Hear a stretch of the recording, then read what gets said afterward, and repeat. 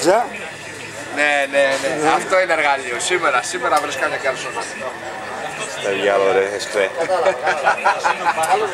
Θέλεις και καρσόνα. Καλά, εκείνη ήταν. Καταρχάς πρέπει να έχει και πολύ λεωφορείο στον δρόμο. Δεν ξέρω. Κατάλαβα. Ο πρόεδρος μας. Καλώς είσαι, φίλο. Καλώς. Θα με τσακίσει. Έγινε ρε φίλα. Καλά, να είσαι καλά. Σαν δεν σε παίρνω μωρίς. Μέσα στις κόψεις. Δεν θέλω ρε, δεν σε θέλω. Φύγε. Γιάννη, εδώ. Εκεί πίσω βγάλε φωτογραφία, γαλαρία. Βγάλε γαλαρία μια φωτογραφία. Φύγε μωρέ μου, φύγε μου. Τι κάνω εσύ. Άρα πρέπει το παιδί ρε. Όχι, είναι 5 λεπτά μου είπε, αλλά θα σας πάω εγώ βλέπεις. Βρέχει από εκεί, Του είπα και γι' αυτό, θα μας κανονίσει αυτός. Αν βρέχει θα του λέει μόλις θα βρέχει στο φλούριο, μόλις θα δούμε το φλούριο, του λέει ότι περά θα έχει στο φλούριο, θα έχει και στην πόλη. Του λέει, είναι τίποτα μου λέει. Για διάβροχα να βγάλουμε τη θέση.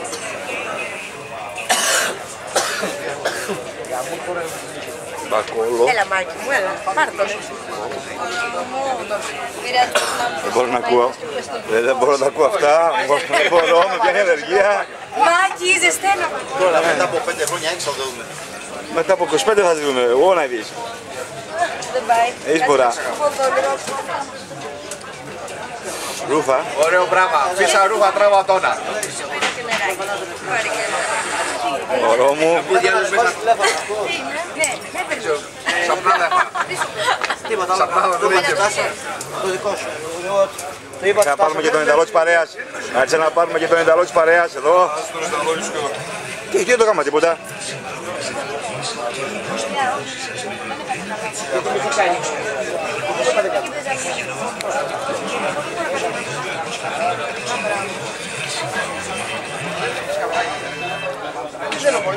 Πολύ τρέμα.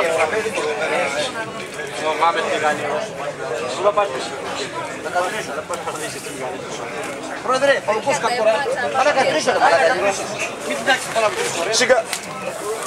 Γι' αυτό χωράμα διάβροχα φίλε. Συγγνώμη, ήταν προεδρική μαλακία αυτή. Τζα.